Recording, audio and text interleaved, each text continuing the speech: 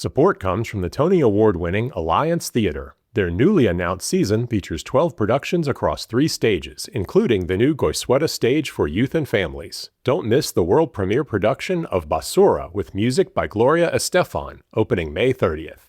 Inspired by Paraguay's recycled orchestra, where young artists turn scrap metal into instruments and music into possibilities.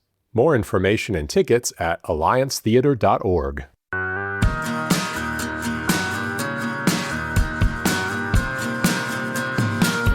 Welcome to the ATL Arts Collective, powered by ArtsATL. I'm Kim Drobes, and I am so glad you're here. This is your new home for stories from Atlanta's art scene, with reporting from ArtsATL writers, conversations with artists, and voices from across the creative community.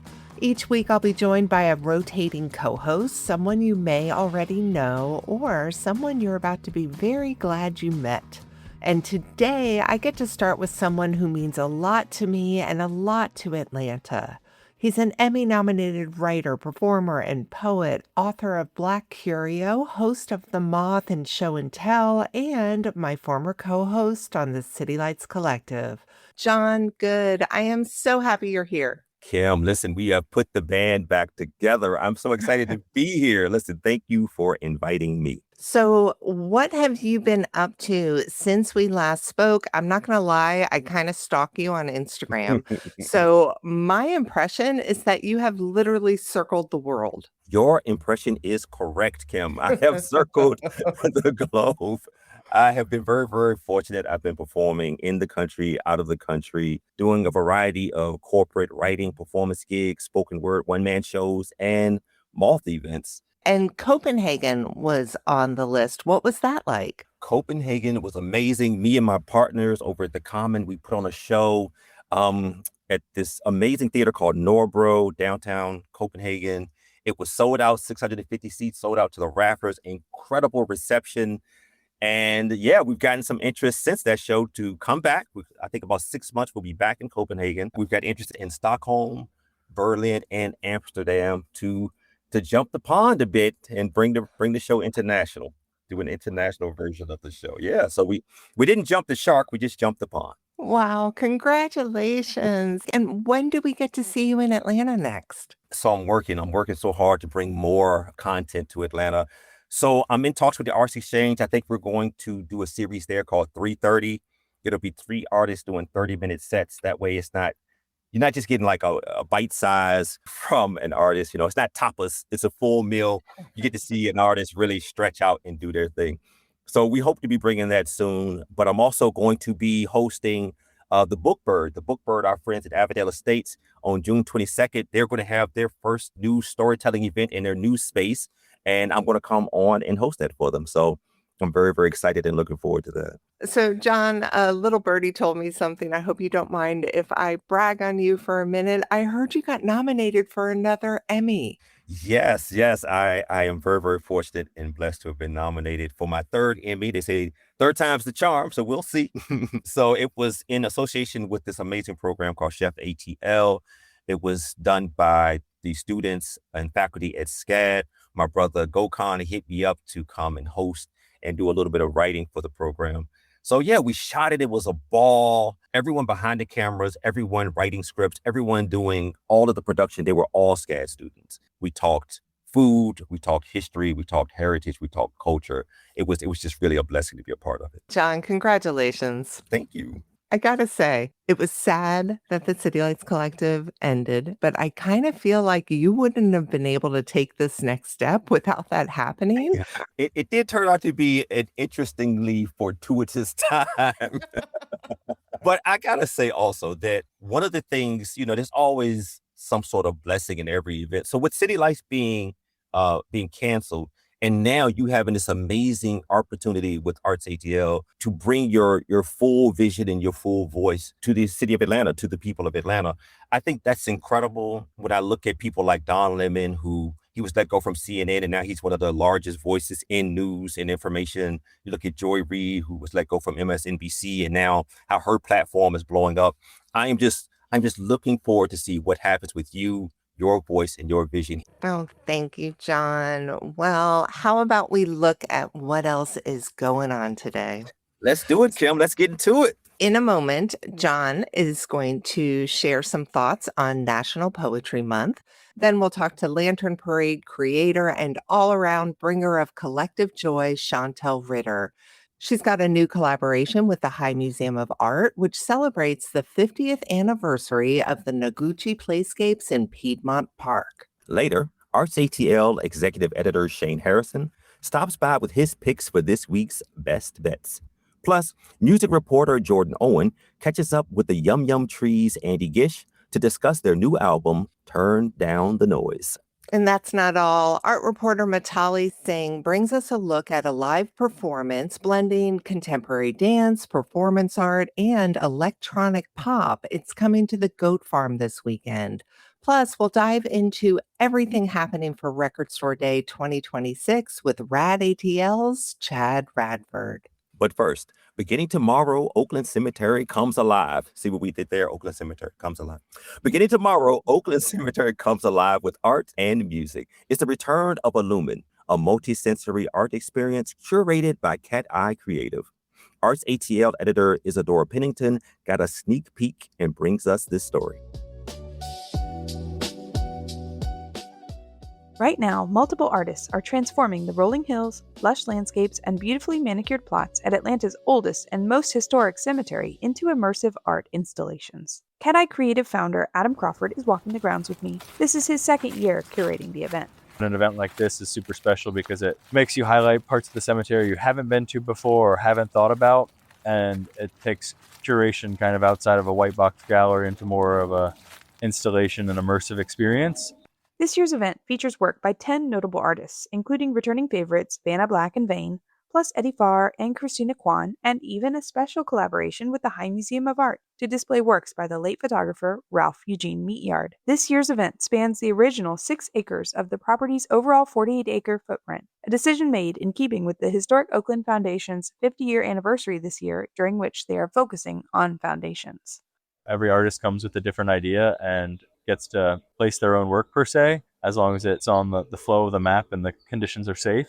Yeah, it's just super special to watch it come together and watch everyone's, gears start to turn in their brain as they see the cemetery. And we usually do a kind of one-on-one walkthrough or a couple artists at once walking through the cemetery, getting the history, just looking at it with fresh eyes during the day. Crawford said that he pays particular attention to the design of the lighting for Illumine, as the cemetery is typically pitch black at night. Artists have their own visions for their installations, and it's up to Crawford to ensure that the lighting elements interact properly and don't compete.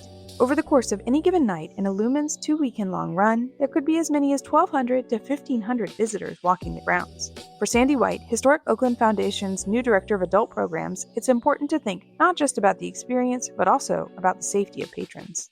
It is not a guided tour, but there are only select pathways that you can go down. Mostly that's for safety, but it's also because it's a very large cemetery and there are no permanent lights. Although self-guided, the lighting ensures visitors stay in the designated areas of the cemetery during the event. And those designated areas, well, they're different this year. Crawford explained the intention behind that choice. When you have that many people, some areas get more interactive and the traffic backs up. But the idea is to really make the cemetery come alive and the whole map that we choose every year. And having chosen a different section of the cemetery this year provides a whole new experience from a curation's perspective. And how do we highlight the Jewish section versus Potter's Field and the bell tower versus, North Public Ground, where we usually have the bar and the stages. Another key difference this year is the addition of the Neon Company, a local institution dedicated to the art of neon signage, which has been a staple of Atlanta since its founding by Greg Brenner in 1983.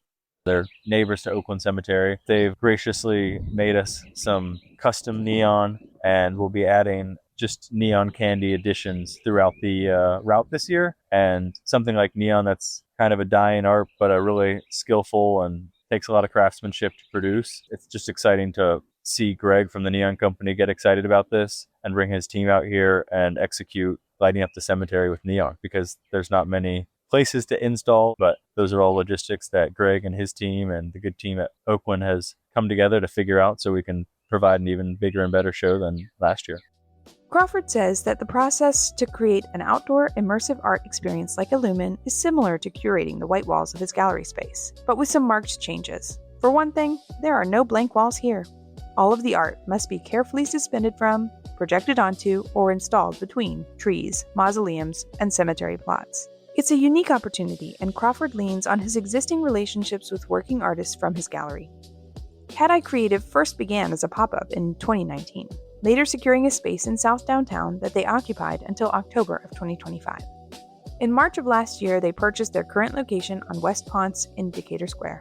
There, Crawford produces year-round art shows and works with collectors who wish to acquire contemporary art made by local artists.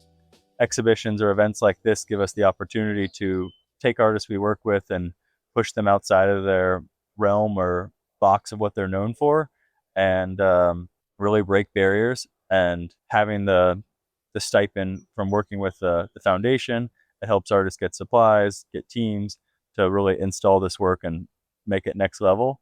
Crawford said that in addition to viewing the installations all lit up at night on the last 2 weekends of April, visitors can walk the cemetery during open hours while the work is on view. This provides a different perspective and experience in daylight. He hopes that this year's event will not only provide opportunities to see art, but also to learn about the historic cemetery.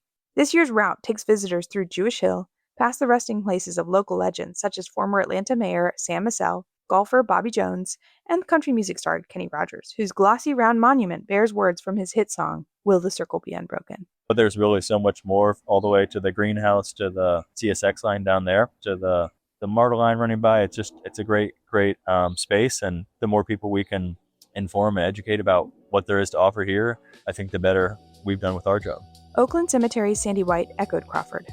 I hope that people see Oakland Cemetery as not just a cemetery, right? So we see Oakland as a park, as a gallery, as a space for learning, as a space for reflection, as a tranquil space in the heart of the city. And we're hemmed in by our walls, but we really want to invite people in. Illumine will light up the cemetery starting tomorrow night, April 16 through Sunday, April 19, and again on April 23 through April 26, open each night from 7:30 to 11 p.m. For the ATL Arts Collective, I'm Isadora Pennington.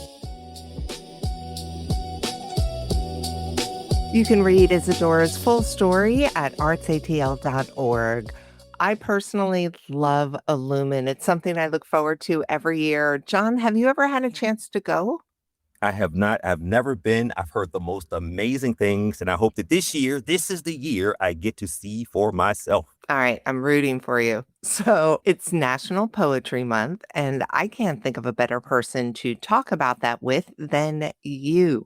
In general, what does the art form of poetry mean to you? So poetry has this way, like few other things, to really illuminate the circumstances of a community, of a state, of a nation, and of the world. It can point at what's good, what's bad, what we're getting right, what we're getting wrong, and what we could do better. Poetry starts from the tradition of the griot from West Africa, a group of people who would keep the oral history of a village or a community just in their head.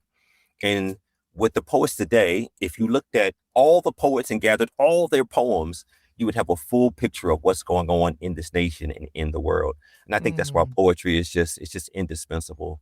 And it's just always important to have. What's been inspiring you lately? So, yeah, I've been listening to a lot of amazing poets like Ebony Stewart, an amazing poet out of Houston, Texas, and the ATL's own Teresa the Songbird. She's a poet. She's a vocalist. She's just an amazing personality. Check them both out if you can. On Instagram, I've been catching up with Atlanta poet Ryan J. He's been doing a series of posts called Open Mic Night, where he shares prompts and he creates and invites others to create poems. I was blessed just last week to share the stage with Emmy-nominated poet Adon Bean and Poetry Slam legend Ashley Hayes, along with the incomparable Amina Brown, who has a new book of essays dropping in June called Never Tell a Black Girl How to Black Girl, the sassiest title ever. I love it so much. Love that. Also, people may want to find a place where they can share their own poems. So the longest running open mic in Atlanta, Urban Grind, they have an open mic every Thursday night. Arts Exchange at East Point will be having a poetry slam on April 24th. And as always, look out for anything that Deaf Poets, Georgia Me, Abyss, and the Westmore Drive, Poetry Crew, anything that they're doing. But yeah, there are open mics everywhere, and we might even share a list of the open mics right here on this platform.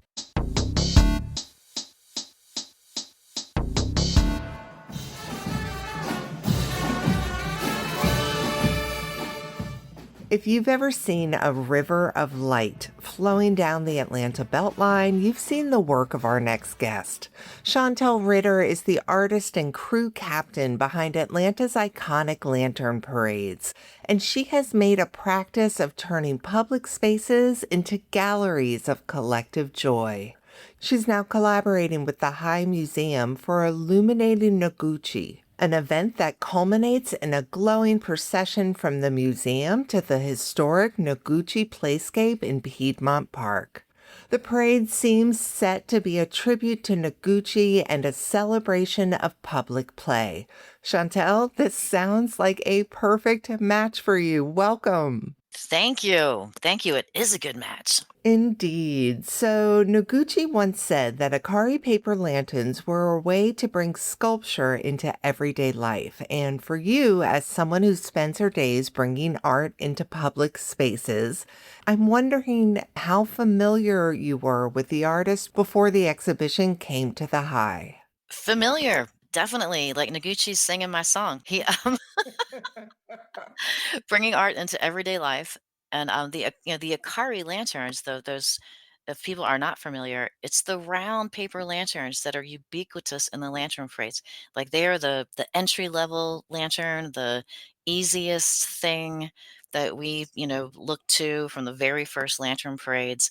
They're really amazing. Every time I teach a class with them, I was like, look at this object for a minute. I mean, they're these round, it's this round shape and it's strings that are based around the shape, and then the paper is miraculously stretched over, and it unfolds into this perfect globe shape with a metal expander in the middle. Noguchi's original pieces are handmade by him, so of course they're outrageously expensive. If I had to make Right. them myself, they would be thousands of dollars also. Um, Right. but Right. so it's cool that he loved this really simple object, and he also said that like a young couple, all they need is a futon and an Akari. So I love that it. particular object has been very dear to us in the Lantern Parade project from the very first parade. Also, the playscape, in Piedmont Park. Like I have always loved that. It was a terrific discovery. Like that's back to my brief career as a bicycle tour guide. I developed a public art program, and studying Atlanta's public art collection. That's a real prize that we have there. And for the unfamiliar, this is something that the High commissioned 50 years ago. And from my understanding, it's the only playground he ever made. Exactly. Like there's if you go look at the Noguchi Museum, there's loads of drawings of playscapes that did not come to be, and ours came to be. I mean, like what a Wow. great gift to the city for the bicentennial from the High Museum of Art and the City of Atlanta to National Endowment for the Arts funding. And it's no small feat to keep up a brightly painted, sculpture for 50 years. Yeah. The city's done Yeah. great with repainting it and refurbishing it, and it looks terrific. Herman Miller, a local, like the paint people, like came in and did right by that. Like 2014, it looks fantastic right now. It is beautiful. So, how does it feel to have the opportunity to lead a parade to a landmark that is essentially a giant interactive piece of art? Yeah, I am just thrilled about it. I'm thrilled about it. I just said yes when they reached out. It's like, oh yes, definitely, definitely, we got to do that. Fun little fact is when the Playscape opened in 1976, Maynard Jackson and H&R Puffin Stuff was at the ribbon cutting. Stop. Yes, isn't that funny? It was the same That's period of time. Yeah, amazing. 1976. So it was the same year as the Sid and Marty Krofft World at Oh, CNN Center. Thinking of that time in 1976. So the big lantern puppets that I picked to lead this is the very first lantern puppets that were made for Atlanta Beltline Lantern Parade, and they have Akari lantern heads. Now I know you've seen oh, them. They're Mr. and Mrs. Happy. I have. They're amazing. Would you describe them for everyone? They're fantastically simple and super playful. Their heads are the classic yellow smiley face, which was just everywhere in 1976. So I just feel like that is a perfect time period match. And they're Mr. Happy and Mrs. Happy, and they have big yellow happy yellow heads, and they are very well lit, and they have high-fived thousands and thousands and thousands of people. Like, they have nice squishy foam hands, and you can hug them, take pictures with them, and that sort of resonates with, Noguchi's idea that sculpture is to be played with. It's not Right. just to be passively viewed, it's to be played with. And that is how we feel about like all the lantern puppets. Like, we take them out and we play hard with them. And they're in a state of constant repair, and that's fine. That's what they are. Indeed. The event starts at the High, where people can tour the exhibition, and then you'll host a workshop to help guests make their own lanterns. So, for someone who thinks they're not artistic, let's talk about what magic happens when they build something that becomes part of a community experience. Yeah, yeah. I like to tell people that like you are building a little piece of public art that you're gonna go dance in the streets with. Typically, there's a couple thousand people that are just dying to see what you make. The lantern workshop at the High is pretty simple so that you can, finish your lantern and jump in the parade. So it's a really basic Akari lantern. We're going to put them on a stick and put a light in them. And there are just a variety of colored paper and glue. Noguchi loved simple geometric shapes. Sort of the Mm-hmm. playground is an introduction to basic shapes and exploring them. So that's exactly what it is. It's good to make things with your hands. Sitting with other people and crafting a thing that you're then just going to go for a lovely walk down Peachtree Street. Then we're going to hang a left on 12th Street and march right into the park and around to the easy path entrance to Playscape. I love it. So, for those who can't make the workshop, they can still join the parade lineup at 8 p.m. And when the parade steps off at 8:30 towards the park, what is the first thing you hope a first-time participant feels in that moment? Oh, I hope that they have collective joy with the people they share a city with. I think that like looking around, it gives me chills every time. Like I've done it for years. I still like look at the start of Lantern Parade and think, oh, people are so wonderful. Like we live in the coolest place. We live in a place that does this together, and it's a beautiful thing. Also, the Seed and Feed Marching Abominables are leading the parade, and like they're our community band since 1974.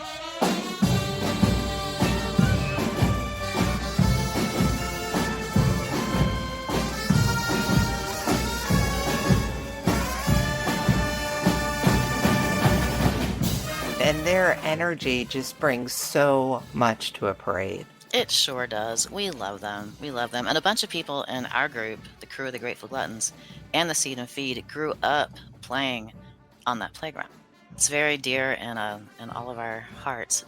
And so all a person that's never been to Lantern Parade needs to know is just to march, fall in behind the Seed and Feed, and just walk right at their pace, just like a New Orleans second line.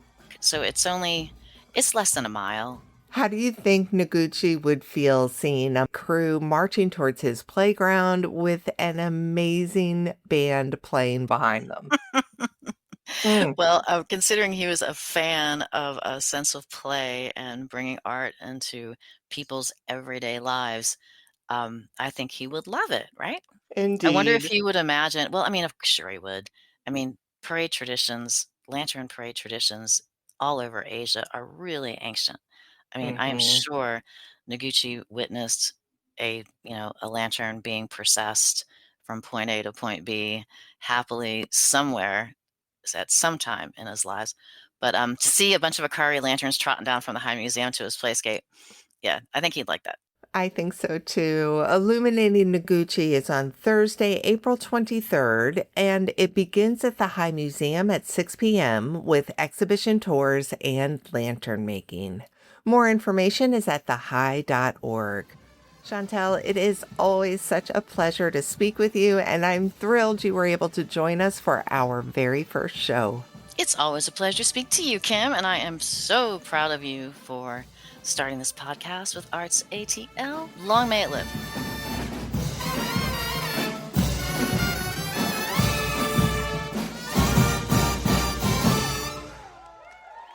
Kim, listen, I love a good lantern parade. I also love that it's interactive and people will have the opportunity to create their own lanterns. And in these dark times, I welcome any and every opportunity to see and be the light. Absolutely. Well, in a moment, ArtsATL executive editor Shane Harrison joins us. He's going to stop by with his top picks for the weekend. Back in a minute. Support comes from the Atlanta Symphony Orchestra, inviting you to Symphony Hall, where concerts await all music lovers. Choose from classical masterworks, movies in concert, or an evening with your favorite rock, jazz, or Broadway stars. Their stage shines with guest stars like Guster, St. Vincent, violinist Joshua Bell, and LaDussy. Plus, you can make them part of your holiday tradition with a variety of festive performances for the whole family. Tickets are available at aso.org. And from the Sun ATL, combining the elegance of a fine art gallery with the depth of a museum and the versatility of a premier meeting and event space. Located 1 block from the King Center in the Sweet Auburn district, the Sun ATL showcases photography alongside modern, contemporary, and outsider art by local and international artists. Open 11 to 5 on Fridays and Saturdays and by appointment. Explore exhibitions, plan your visit, or inquire about events at thesunatl.com. Welcome back to the ATL Arts Collective. I'm Kim Drobes, here with our special guest co-host, the one, the only, Jon Goode. Hi, Jon. Hello, Kim. So look, it is time for the weekend's best bets with ArtsATL executive editor Shane Harrison. This week, his mix includes a chance to catch the ASO in Piedmont Park, a feast for French film lovers, and the Black Boy Art Show. Spring is in full bloom, and that means festivals are plentiful. In Chamblee, you'll find the Chamblee Arts Fest, which will bring more than 100 artists and makers to the area adjacent to the Chamblee MARTA station on Saturday and Sunday, April 18th and 19th. You'll find more than 120 artisans and makers there with paintings, metalwork, ceramics, jewelry, fiber art, folk art, and more.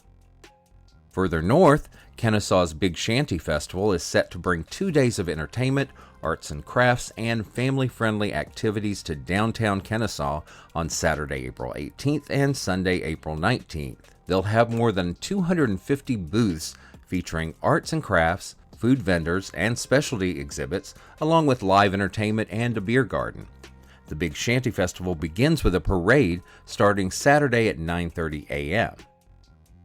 Music is the focus at the Sweetwater 420 Fest, which moves its jam band focus lineup to Shirley Clark Franklin Park this year.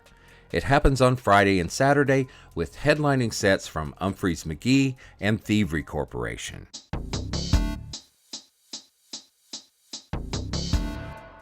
It's a big week for choral and vocal music in Atlanta, too. The Atlanta Baroque Orchestra will be joined by tenor Thomas Cooley and the Glenn Memorial United Methodist Church Chancel Choir for 3 performances of Bach's Ascension Oratorio, a celebration of joy, light, and spiritual transformation. The first performance is at 7:30 p.m. on Friday, April 17th at Glenn Memorial United Methodist Church. On Saturday at 3 p.m., they'll be at Lassiter Concert Hall in Marietta. For those closer to the coast, they'll bring the Bach to the Lutheran Church of the Ascension in Savannah at 4 p.m. on Sunday, April 19th. Also on Sunday, the Choral Guild of Atlanta's season concludes with Of Sea, Sky, and Stars, a program featuring treasured classics, contemporary gems, and a tribute to America's 250th anniversary. That performance happens at 4 p.m. at Peachtree Presbyterian Church. And the Georgia State University Opera and Symphony Orchestra will perform Hansel and Gretel, Engelbert Humperdinck's timeless opera based on the classic Brothers Grimm fairy tale, at 7 p.m. Saturday, April 18th, and at 3 p.m. on Sunday, April 19th, at the Rialto Center for the Arts in downtown Atlanta.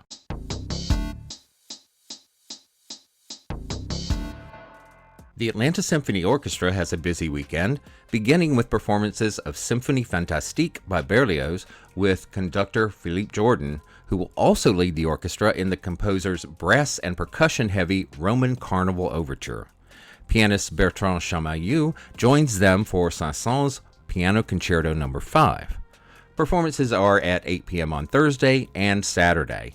On Sunday at 6 p.m., the orchestra takes the show to Piedmont Park with conductor Fenton Jones for a free concert featuring a selection of orchestral favorites specially selected to highlight our nation's 250th anniversary, with works by beloved American composers such as Leonard Bernstein and Florence Price, along with masterworks by Dvorak and Mozart. While the orchestra is at Piedmont Park, a highly acclaimed pianist will make his Atlanta debut. Award-winning musician Alexander Kontorov has been dubbed Liszt reincarnated by Fanfare magazine, and this dazzling young player will bring a program of Liszt, Chopin, Beethoven, and more to Symphony Hall at 3 p.m. on Sunday. There's a feast for French film lovers at the Terra this weekend with a side of cassavetes.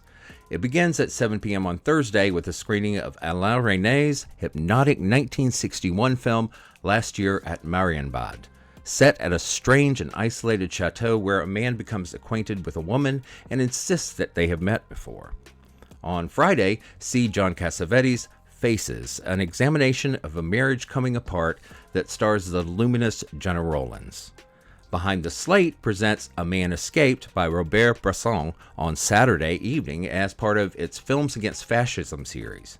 It's preceded by a live film history podcast diving into this underseen gem about a captured French resistance fighter during World War II and directed by one of the great masters of cinema. And finally, the Black Boy Art Show comes to the Georgia International Convention Center in College Park on Sunday, April 19th from 3 to 9 p.m. This national celebration of black male brilliance in visual art was founded in 2020 by curator Joshua Love and has become the largest global celebration of black male artists, showcasing the work of more than 1,000 creatives and boasting nearly 20,000 attendees across more than 12 U.S. cities. For the ATL Arts Collective and ArtsATL, I'm Shane Harrison. Shane actually curates an even longer list each week, and you can find all of his picks at artsatl.org. So Kim, what's up next? Up next, well, we're about to learn what a primate, Peter Gabriel, and our city's shifting economic tides have to do with the new album from Atlanta's Yum Yum Tree. Music reporter Jordan Owen has more.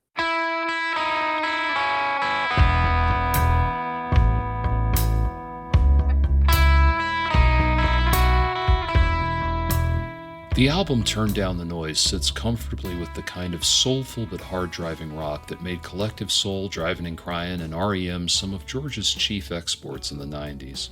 The album is so thick with the warm aura of local color that you might be surprised to learn much of it was recorded near Bath, England at Real World Studios, the residential recording facility of progressive rock luminary Peter Gabriel. More on that in a moment.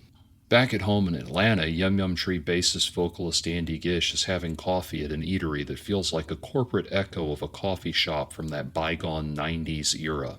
The venue, though geographically convenient, contrasts with Gish's thoughts on Atlanta's trade of organic culture for endless economic progress. As you know, our city is changing so much.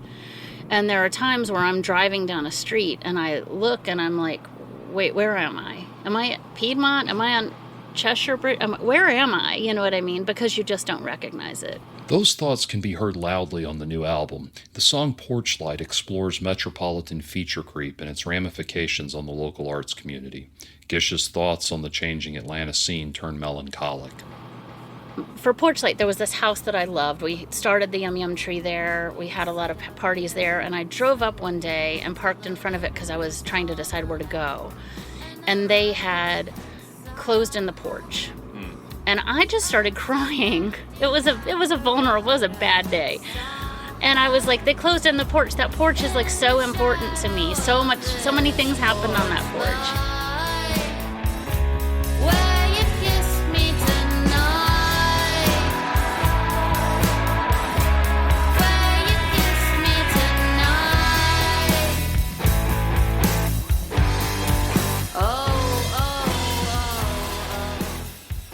The experience triggered an internal crisis for Gish and a sense of alienation from the city that had so become home to her that she referred to herself as being from Atlanta despite originally hailing from Texas. I want my city to change. I want it to thrive, but at the same time, I want to still feel like I belong in it. Porchlight memorializes the house parties, music, and human connection that happened on that particular porch, and how porches in general are such an important social fixture in Southern culture. Well, they're tearing down buildings around me. They go down without a sound. Closing in porches for nurseries in this cardboard condo town. And they're right inside.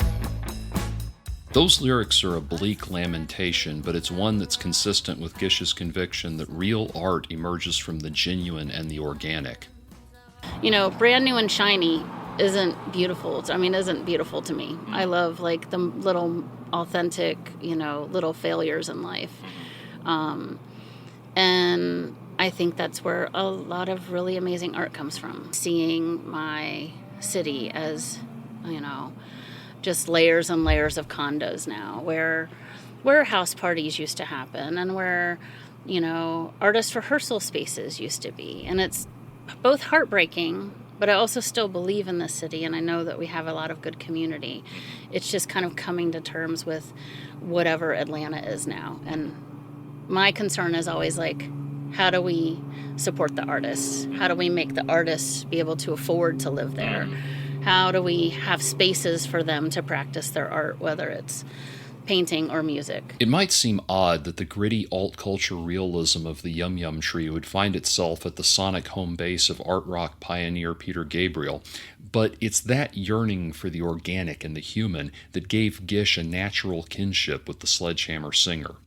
Although now a registered nurse and harm reduction advocate, Gish was working as a primatologist at the Language Research Center at Georgia State University when Gabriel visited to play keyboards with bonobo apes. So I got to see him play music with Pambanisha, which was the ape that I worked with the most. And then afterwards we had this potluck, and he sat directly across from me. And I was like, well, I have to talk to him. He's right here. And he's like, hi, who are you? I was like, I'm Mandy. And he goes, well, what do you do? And I was like, well, told him, and I said, but I'm also a musician. And he goes, really? And I was like, yeah. And he goes, well, who's your, favorite musician? And for most of my life, Syd Barrett was my favorite musician. I just adore everything that he did. And he goes, that old guy that I know? And I was like, yeah. Syd was alive at the time. And so we got to talk about that, and I said, his daughter was there, and I said, have you seen photographs of your dad with this reverse mohawk situation? And she's like, no. And I was like, we have to show you these pictures. It was a lovely conversation, perfectly kind. You could just feel the kindness in him. Gish didn't reconvene with Gabriel while recording at Real World, but the rest of the Yum Yum Tree, drummer Matt Haar and guitarist-vocalist John McNichols, did have the occasion. For her part, Gish spent the time overcoming her own anxiety around recording at the legendary facility. Like, the first day, serious imposter syndrome. Like, what am I doing here? Why did I think I could come here? I mean, we were invited, but, what did I think I was doing? And then a full-on breakdown that night in the morning, next lots of crying, and then I was like, okay, let's do this. And then it was great. When the anxiety passed, she quickly settled into a comfortable working groove, and in a larger scope, the experience fits within Gish's own vision for fostering new artists. Most artists don't start from success, meaning, maybe somebody becomes a, doctor or architect and then goes into art, So how do they survive? How do we foster them in that situation? I mean, my dream is to have a place where I live with a warehouse next to it where all kinds of different artists can, for very little rent or whatever, chores, like just, have their art be there so that they can work stuff out. It's a noble vision, hopefully one that will come to fruition in the real world. Turn Down the Noise is out now. For the ATL Arts Collective, I'm Jordan Owen.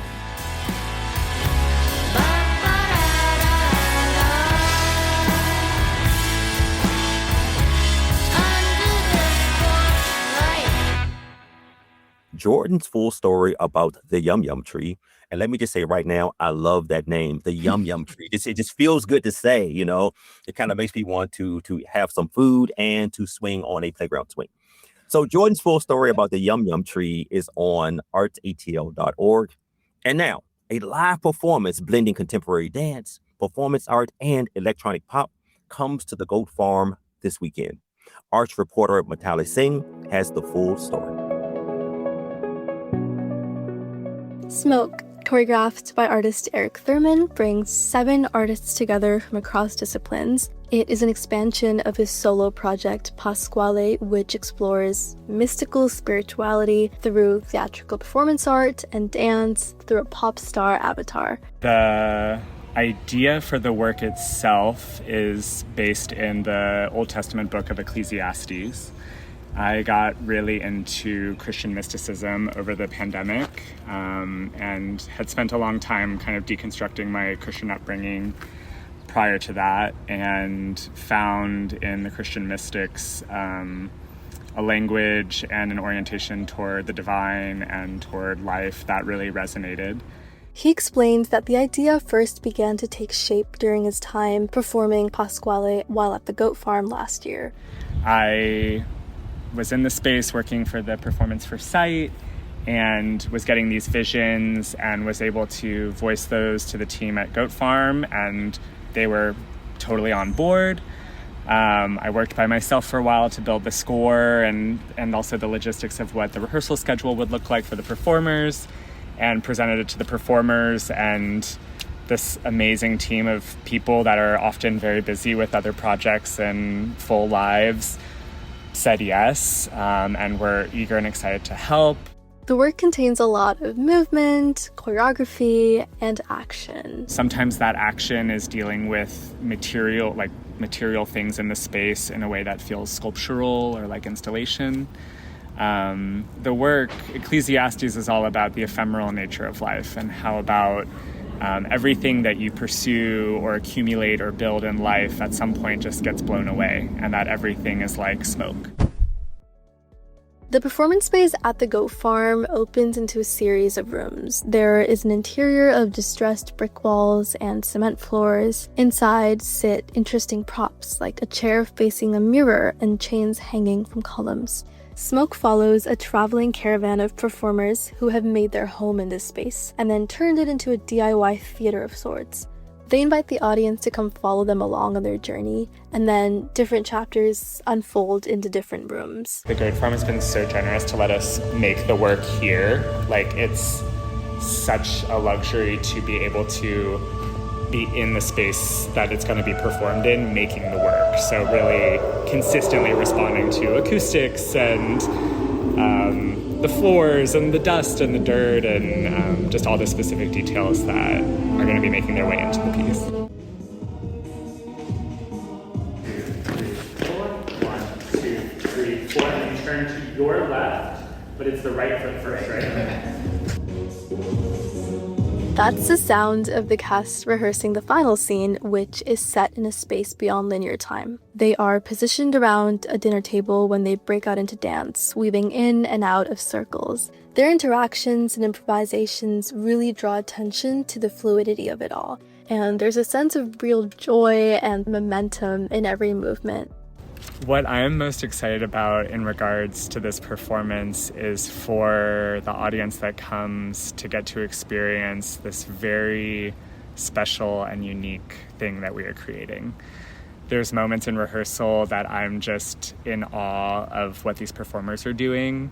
Even sometimes by myself, being alone in the spaces, the rooms themselves are so beautiful, and we get to access them at this very special moment where they're empty. And I'm being very particular about how the work is documented. There's no photographs or video allowed from the audience. And that's to encourage a real sense of embodiment and presence from the audience. We will document the work, and there will be beautiful images that can circulate. But what we're making is going to truly be this kind of once in a lifetime, twice in a lifetime situation that for the people that get to witness it will be something that I think will be really awe-inspiring and beautiful. Smoke is at the Goat Farm on April 18th at 7 p.m. and April 19th at 5 p.m. For the ATL Arts Collective, I'm Mitali Singh. You can read Mitali Singh's story on artsatl.org. Jon, have you been back to the Goat Farm since they reopened? It is such an amazing space. Yeah, I have been. I had an invitation to come out and check out an art event at the Goat Farm, and I love what they've done. I always think of the Goat Farm as the place where The Walking Dead was shot. So it's great to go back and see that it has had a bit of a facelift, but it's also kept some of the signature infrastructure that made it what it was. So I love what they're doing over there. It is definitely a local treasure. And speaking of local gems, our city's record shops are gearing up for their biggest day of the year. Record Store Day is this Saturday, and joining us now is Chad Radford, music writer, ATL founder, and the man who literally wrote the book on Atlanta's independent record stores. For the unfamiliar, Chad's the former music editor of Creative Loafing, and he's the author of Atlanta Record Stores, an oral history. If you want to know which crates to dig through this record store day, there is no better guide than the guy who has spent years talking to the people behind the counters. Chad, welcome. Hello, Kim. So to start, what exactly is Record Store Day? Well, Record Store Day began in 2008 to kind of help independent record stores sort of rise above the climate of the times. It's interesting to think about now because at the time, online shopping was still kind of a new frontier, and people were buying records and books and things like that on Amazon instead of going to your local record store, bookstore. Right. And so businesses were tanking quickly. I remember going into a couple of record stores and hearing them say, like, this month has been our worst sales month in like the 30 years we've been open, that sort of thing. Wow. And so it was kind of a nationwide thing as all these record stores were just sort of starting to drop like flies. And there was an organization called SIMS, the Coalition of Independent Media Stores, and a couple other organizations that sort of put their heads together, and they created this annual event that was supposed to be like Free Comic Book Day, which was something that kept comic book shops open. Right. There are several people who claim to be the one who came up with the idea, but it seems like it was a room full of people where this idea got floated. And one of them was Eric Levin from Criminal Records down in Little Five Points. He's often credited with being like the founder. There's a couple other people that are credited with being the founder, but like I said, it sounds like there was a room full of people who all kind of started floating this idea. And it really served a purpose. Right out of the gate, it sort of started generating excitement and getting people to sort of, shut the lid on their laptop and go buy something at a local store. How did they entice people to come? Well, they started making all of these exclusive releases. They were all coming out on the same day. They were all being released on Record Store Day, and they could only be bought at independent record stores. I can't believe that we're coming up on 20 years. Yeah, I was doing the math on that, and I remember the first one, and I remember the second one, and I remember just kind of taking it all in and just thinking, this is a great idea. But there were a lot of people who kind of like weren't excited about it. I guess they kind of view Record Store Day as like a tourism in a beach town or something like that. Like the common refrain you'll hear is every day is Record Store Day. And for people like me, that's true. Like I've got this sort of problem. Like if I don't go record shopping at least every 3 days, I start getting a little twitchy. Yeah, we're at a really interesting place with Record Store Day because it's created its own culture. And even the shops who don't carry the special releases still will have like sales. Yeah, there's a lot of fun to be had. So let's talk about some of it for this year. To start out our little trek around the city, let's go a little south of Atlanta to Riverdale and DBS Sounds. And they are already really well known for their in stores and block parties. So I can only assume that they are pulling out all the stops for Record Store Day. They always make it a huge community event. The Hmm. food, generally barbecue. This year they're doing a Caribbean cookout. There's live performances by Slim Scorsese, Blizzum Chainless, Brittany Bloom, Phoenix and Flo, Monte Carlo, and DJs Steve Spins, Goldfinger, the legend, DJ Jelly's going to be there. And they're having a bunch of sales. I think 25% off all their used records. And if you buy two 12 inches, you get one for free. Oh, wow. Same price.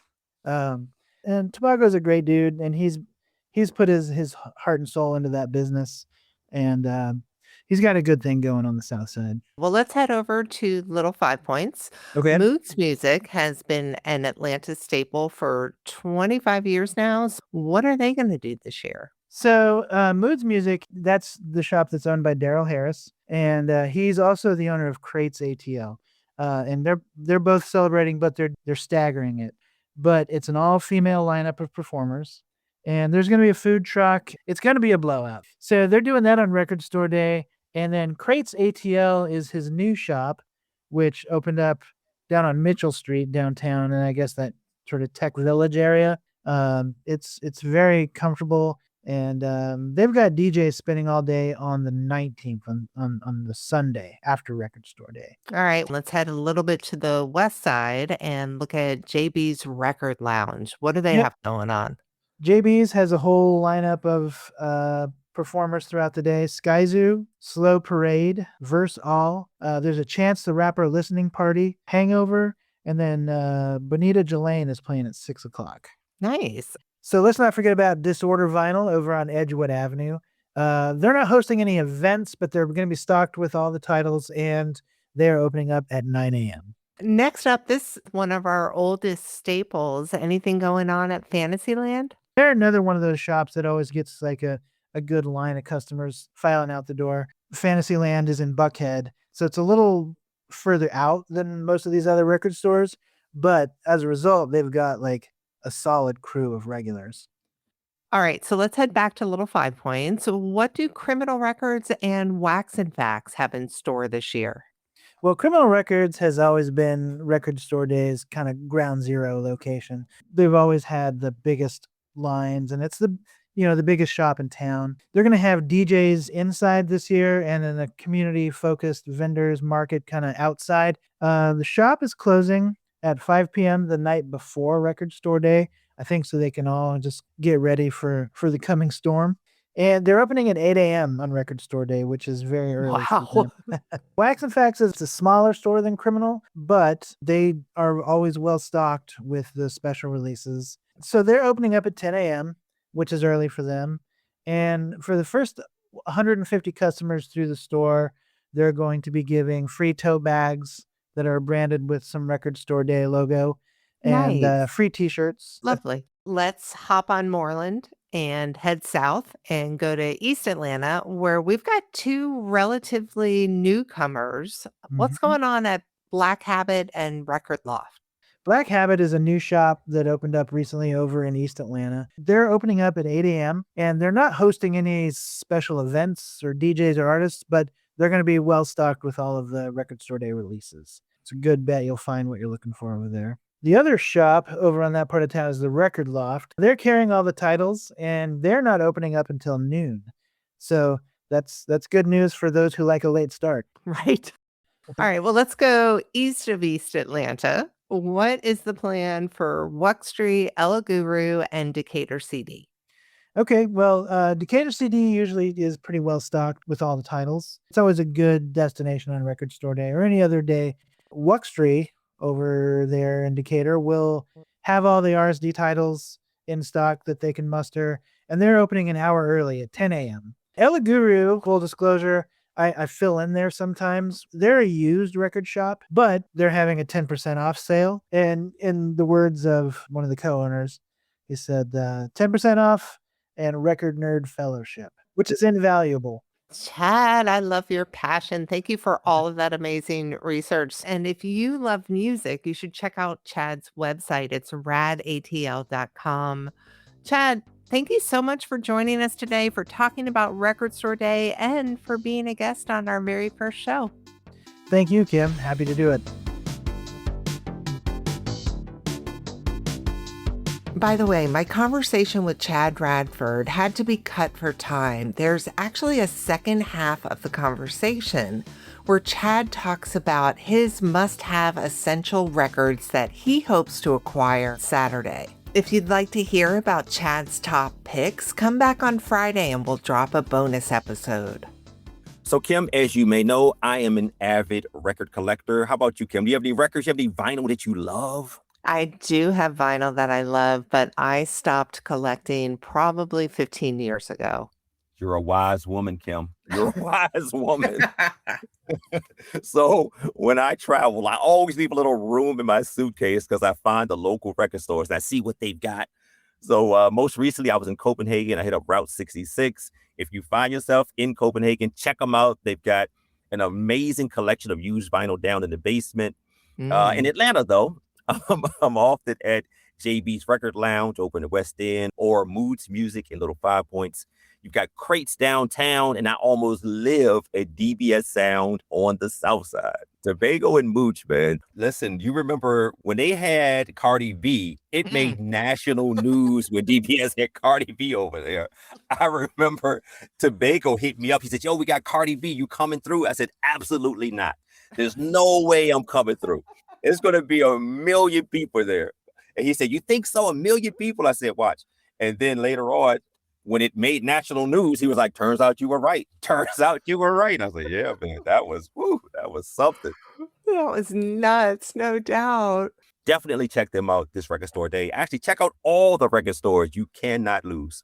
Well, we have reached the end of today's show, but before we go, I want to give a big thank you to you, my co-host today, Jon Goode. It means so much to me that you've been here for our launch, and I hope you'll come back and do this again as much as your insane schedule allows you to.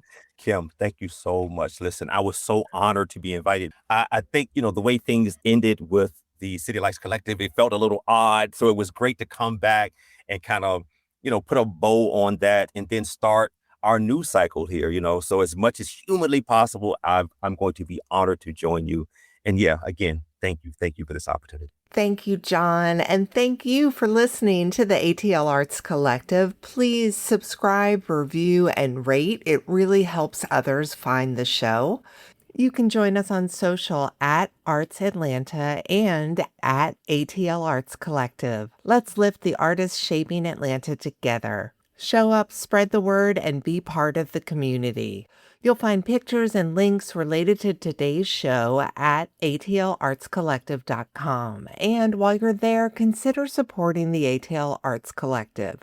Your donation helps cover production costs, keeping the show going strong for years to come. Stay with us. I'll be right back with a look at what's coming up next week. Support comes from Soul Food Cypher, a community-driven freestyle rap experience and educational platform. Visit soulfoodcypher.com to learn about their live ciphers, workshops, and performances across Atlanta and beyond. Join the movement and step into the circle. And from The Arts Exchange, honoring Earth Day 2026 on Saturday, April 18th with a free all-ages celebration. Enjoy art and gardening classes, resource tables, films, giveaways, and more. Information is at artsexchange.org/upcoming events. Welcome back. Our theme music is K. Michelle Dubois' Hit the Deck from her album Astral Heart, courtesy of Wicked Superb Records. Next week on the show, Mainline's Asia Arnold joins us as co-host and brings us the story of Scatterbrain and the unwavering self-doubt. We'll also talk about the Atlanta Film Festival, Lillian Blade's new exhibition, and Venus at Actors Express.